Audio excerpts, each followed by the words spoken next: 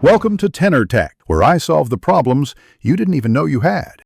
You start by enabling remote play on the host PC so the service is discoverable. Once done, sign into the same account on both devices and grant firewall permissions.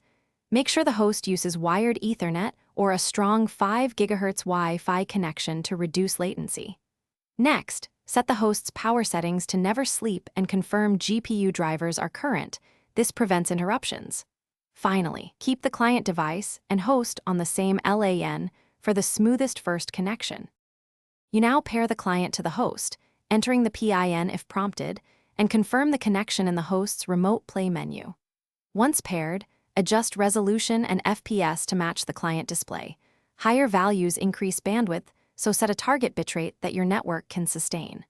Choose hardware encoding on the host GPU to offload CPU and reduce latency.